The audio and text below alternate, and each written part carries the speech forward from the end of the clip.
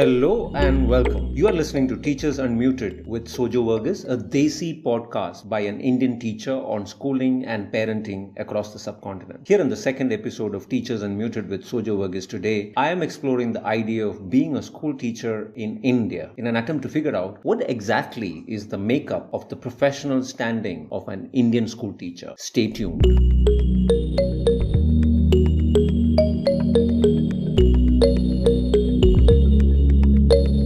Hello, I'm Sojo Varughese, your host on this fortnightly podcast on schooling and parenting, made in India and made for India. At the outset, I must thank all of you who contributed to the first episode of Teachers Unmuted with Sojo Varughese to make it enlightening to listen to. We've got positive reviews from teachers and parents across the world as we discussed parenting and the pandemic. Also, my gratitude to all of you who listened to and shared the first episode. Thanks a lot for your support and encouragement. Yes, I went through all the mails and messages I have received from all of you awesome listeners telling me how you liked it and what to improve. I must tell you, your messages were really encouraging for a podcasting newbie like me. I know I do not have a mellifluous podcasty voice, and I'm glad all of you focused on the content of Teachers Unmuted with Sojo Varughese instead of how my vocal cord sounds. I'm listening to you, and some of you told me the first episode was a bit longer than you wanted it to be. Following your feedback, I'm keeping the second episode of Teachers Unmuted with Sojo Varughese shorter than the first one, though it meant that I could interview fewer educators than I did for the first episode. Hope this time you will get to listen to Teachers Unmuted with Sojo Varughese without taking too many breaks like last time. Stay tuned.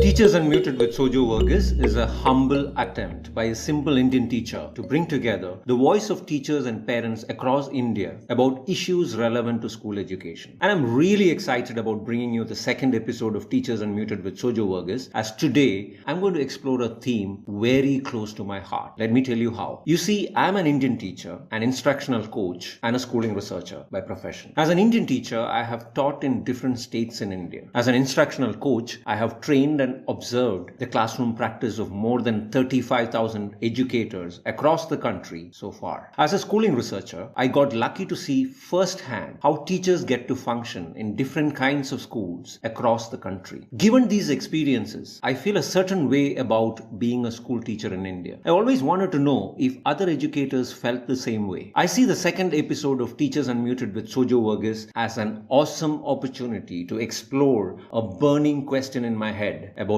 being an Indian school teacher. Stay tuned.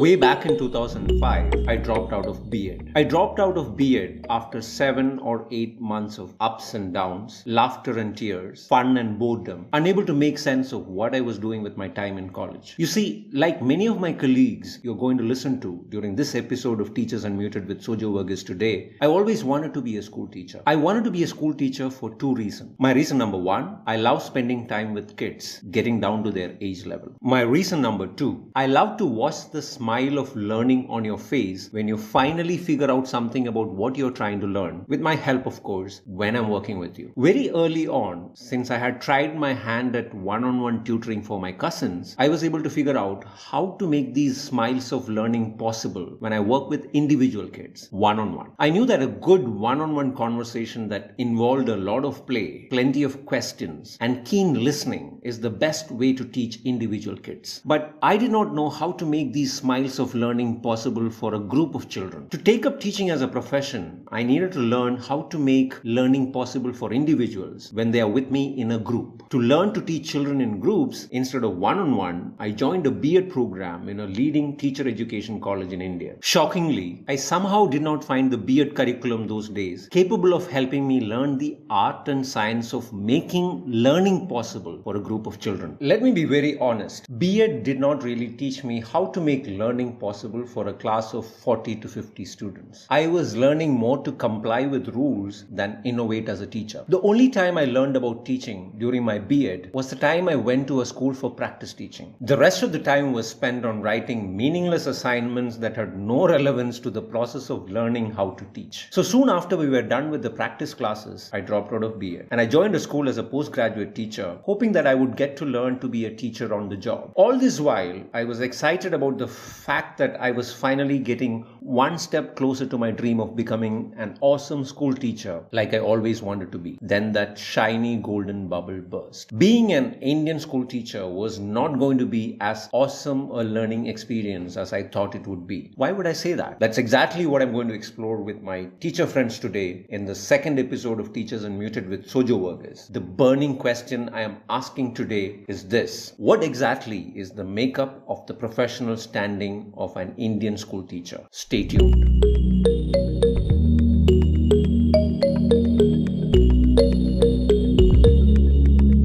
In India, we take the most important decision about our career as we complete senior secondary school and put our finger on the subjects we want to graduate in. Back in 1995, as I completed my senior secondary school certificate program, or pre-university certificate program as we used to call it those days, I had two career options to choose from. I could join the Bachelor of Computer Applications program, famously known as BCA, and go on to become a software developer, or I could join a Bachelor of Arts program to study history, sociology, and English literature, which would later allow me to do B.Ed to fulfill my dream of becoming a school teacher. Everyone in my circle who I spoke to advised me to sign up for the BCA program instead of the BA program. That was the smartest thing one could do those days, as software development was the sunrise industry then. You could make a truckload of money developing software. It was a bad idea to become a school teacher, I was told. It would neither get me the kind of money I would need for a better and brighter future, nor put me in a position where I get the kind of respect I deserve as a professional. Apparently,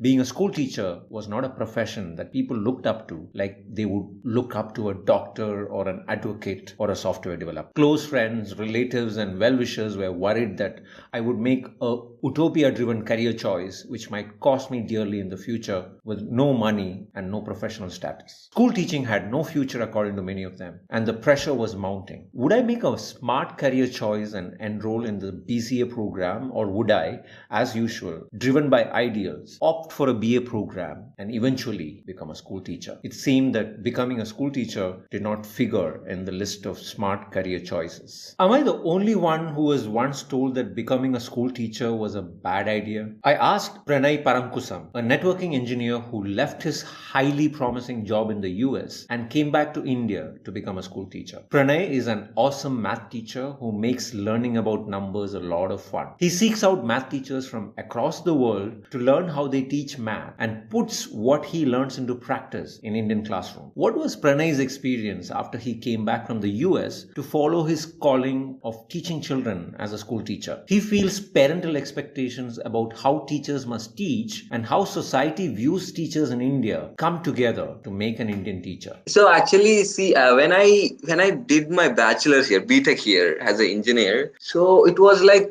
not what you call open, or like open to questions or open. So we used to just like used to work for our exams. It was more of like competitive, like only like we need to learn for the next exam, we need to go for the next exams, we need to go for the placement, something like that. And when I went to US, it was like completely different. It was not like we need to study for the exams or before exam. It's a process, it's a journey. Like you need to have a very deeper understanding of concepts, then only you can attempt those exams. It's not like, then I completely had a different picture of okay, this learning is different, learning is completely different what I thought in US and what I thought in my bachelor's there. So that has started, that was a spark where I started thinking about it. So when I came here, I tried to like when I came here, I was not a traditional teacher. I didn't start directly as a teacher, so I was a tutor. So I have my own this thing. I used to teach like students whenever, like in the evenings and in the morning. So when I started teaching them, my principles were like related to that which I learned recently from US or this thing, where I just wanted to understand them the concept. They go, they apply. It's not like I spoon feed them how to do, how the things things are. So it was very challenging for me. Even like parents were like completely, they were like, oh, okay, what are you teaching? What are you trying to teach our kids? It was not like this. We used usually like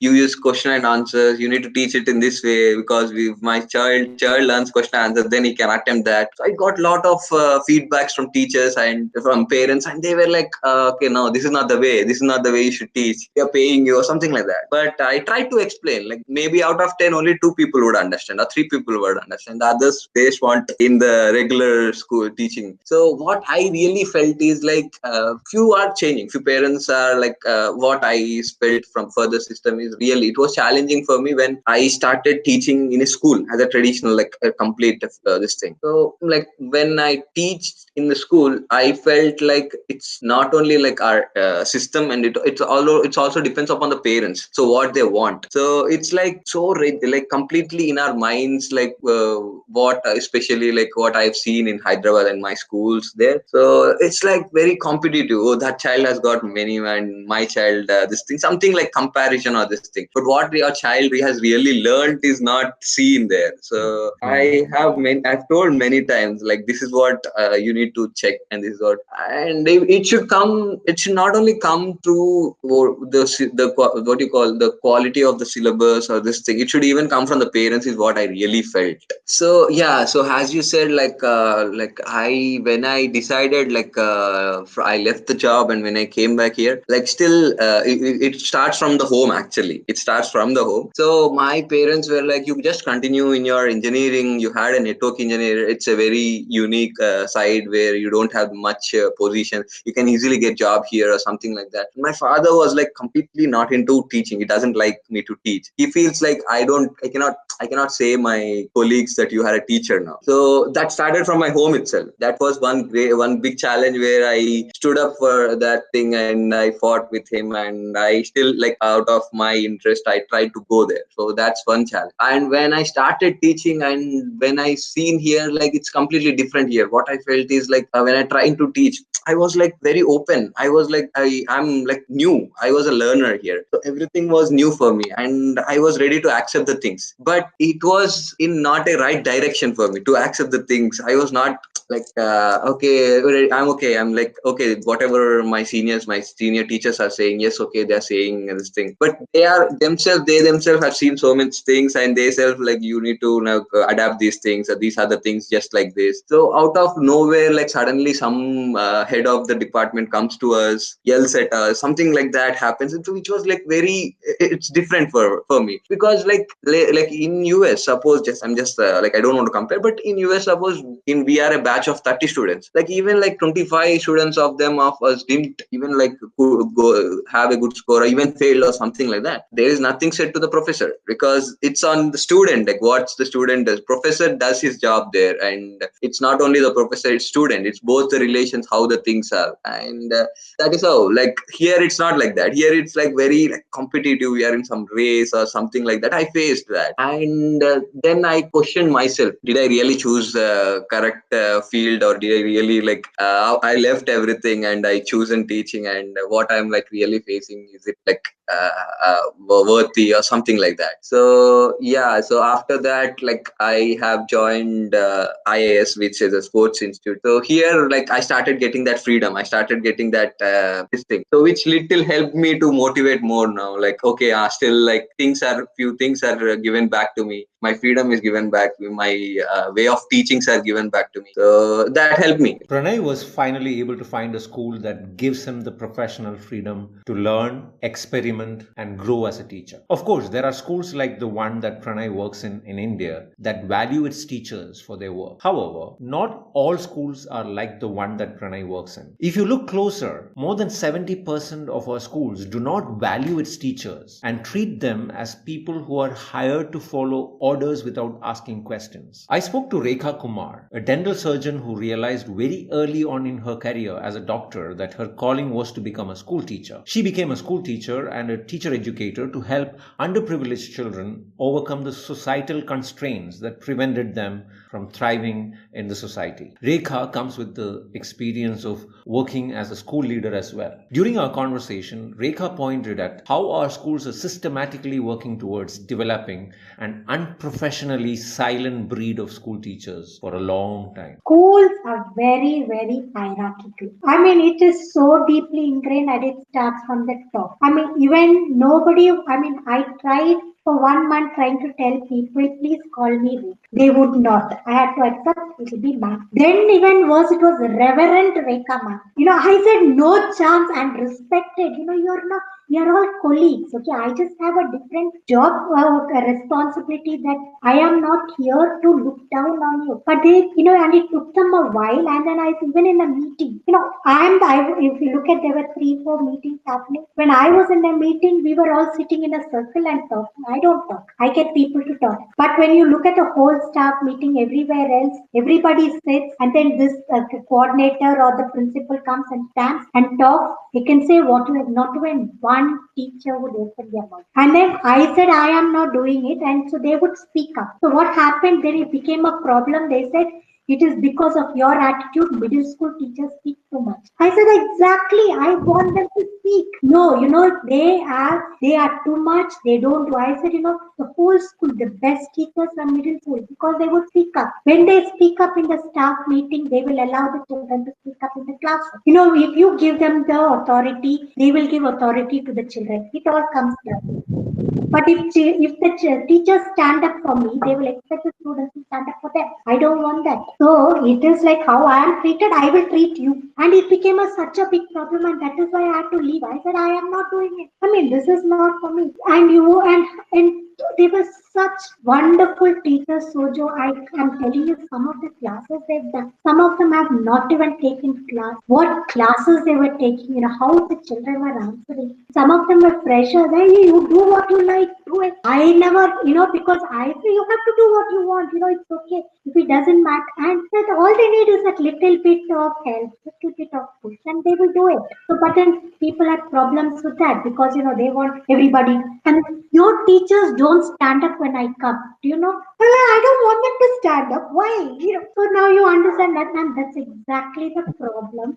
Most of our schools promote a feudal makeup, where teachers are expected to remain silent and follow orders. To ensure that they hire only teachers who blindly follow orders, we tried to destroy the professional standing of school teachers right from the point of recruitment. I spoke to Amia Behra, a blockchain expert, a software developer, and a private tutor. Amir is someone who opted to be a tutor rather than a school teacher to follow his passion for teaching, as he found working in a school too restricting for his taste. Amir is currently working on a software program that could democratize and decentralize how we teach online. Amir is an expert in assessment as well. Amir pointed at how the school education system keeps away many passionate teachers at the point of recruitment. Means improvement should be there.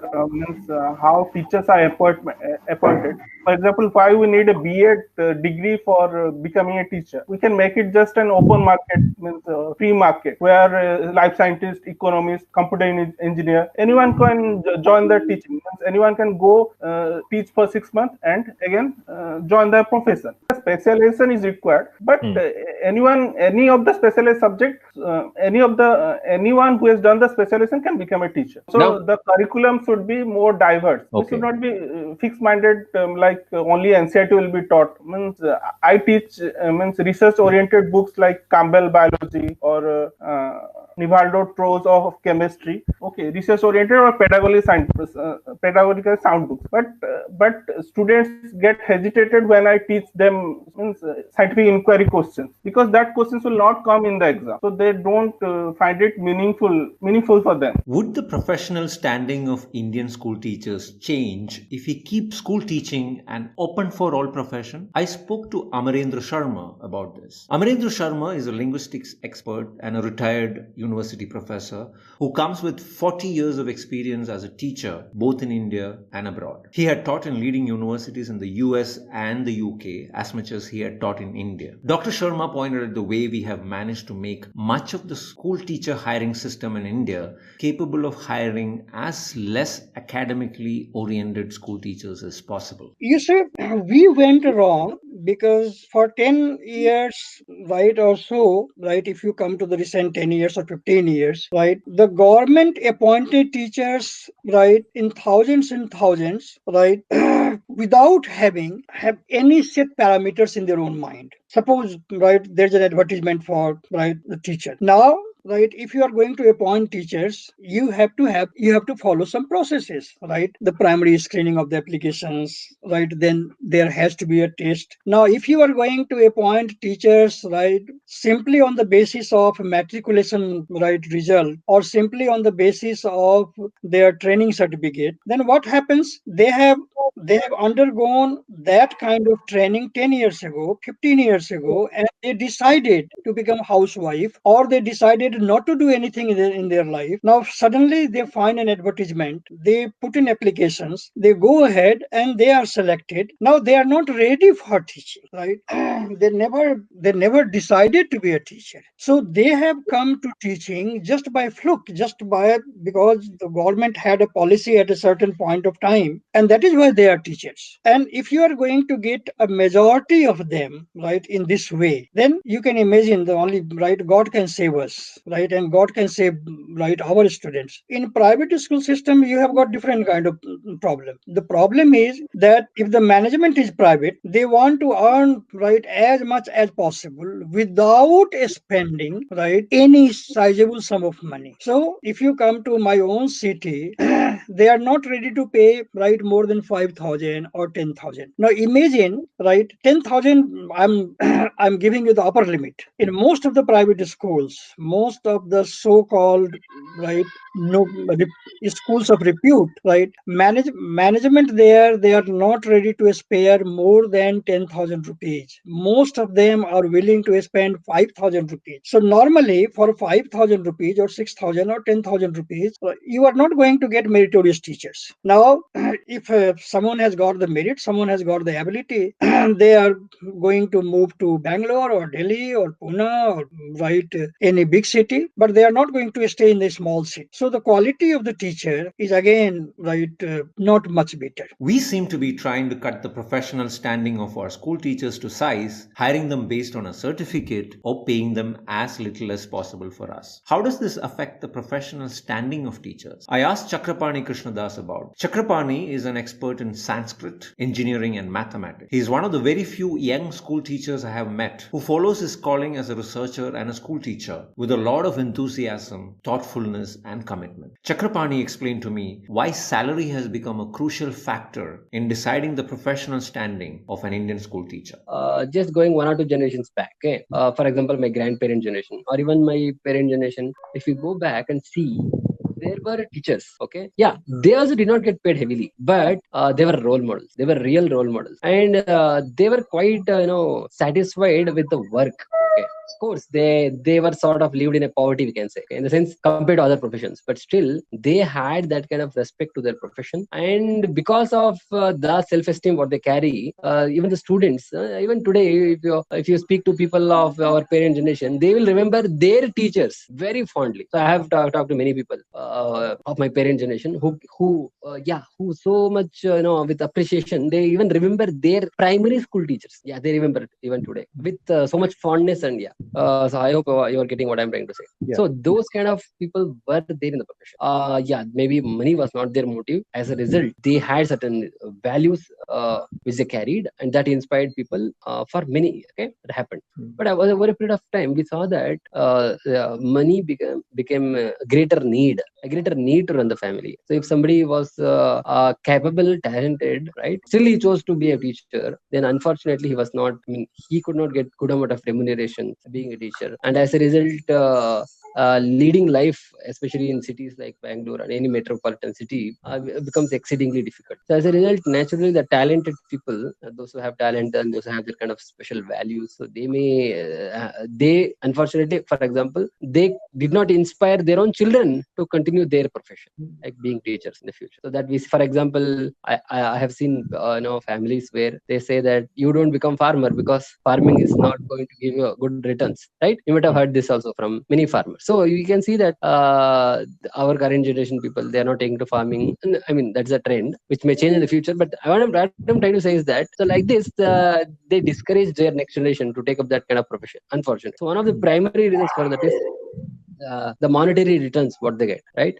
It is really not sufficient, especially when it goes to private schools. The best among us do not opt to be school teachers, as we know that school teachers do not make much financially. And then there are some among the best that decide they want to teach in a school, in spite of the public perception that school teachers are not paid well in our country, and as a result, do not enjoy a professional standing equal to their counterparts in the universities. What happens to those among us who are aware of this problem with the professional standing of school teachers and still decide to teach in schools? I asked Revati Gurumurthy. Revati comes with more than 20 years of experience working in leading schools across the country. Like many of us, she was advised once to become an engineer as she loves physics. But Revati, against all odds, decided to become a school teacher as she wanted to pass on her expertise in physics to the next generation. Revati is one of the very few physics teachers in India that I know personally who works on implementing makerspace in the classroom. Revati pointed me towards a major distraction that keeps Indian school teachers take their eyes off their primary responsibility, which is teaching. At times it gets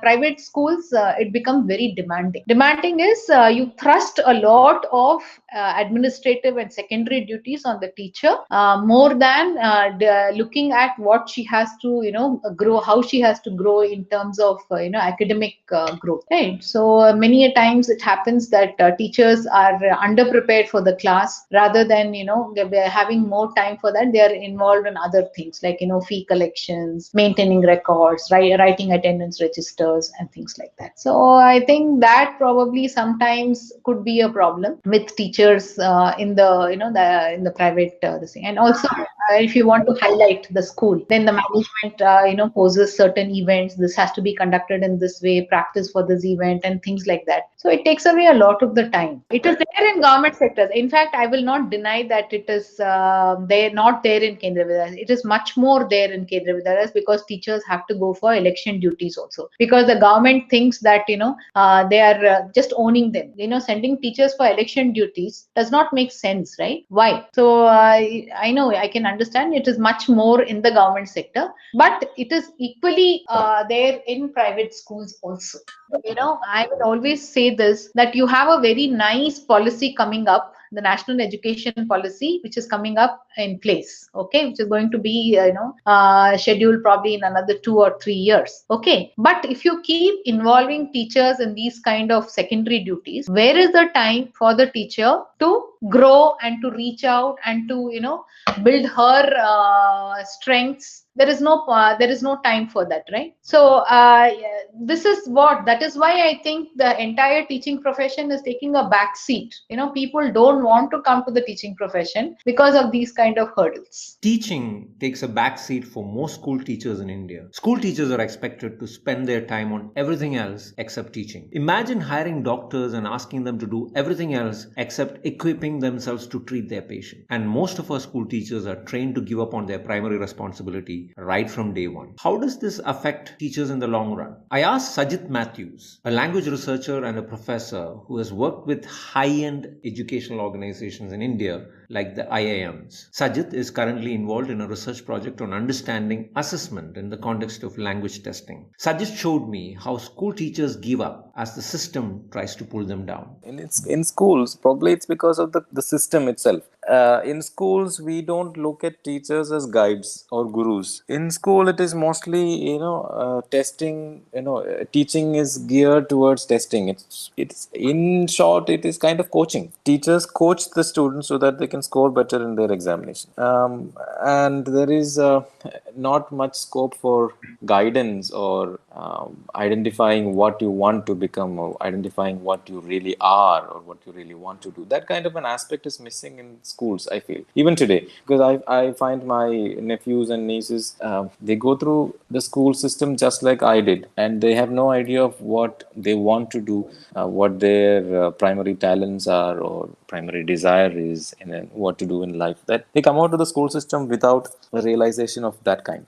I was also like that. But when I went to into the university, not even college. Affiliated colleges also have this problem. Teachers mostly their scope is limited probably, and their exposure is limited probably. But when you come to universities with big scope, on a bigger canvas, they are exposed to not only the national opportunities but also international opportunities, personalities, ideas, etc.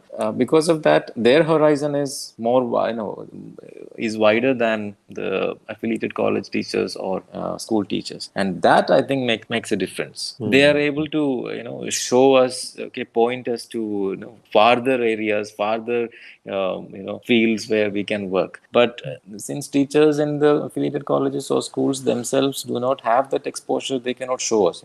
This is one thing about teachers. You cannot give what you do not have. I think Mother Teresa said that. So only when you have it, you can give that vision, broadness of mind, and depth and width of knowledge and experience. That I somehow I've experienced that it is more with university teachers. I have read in one of the books of Kumara Vadivelu. He says that there is this gap between researchers and teachers, practitioners and researchers. I think it's a serious issue to be addressed. The new knowledge that is generated generally in any field mostly comes from research, and research happens based on what is happening in the field. But if the researchers are disconnected from the field itself, then the research and the outcome of the research is hollow. It's meaningless. Maybe the problem is with the policy itself. Also, our system sees research as something very, systematic and something that can be done only with a lot of funds.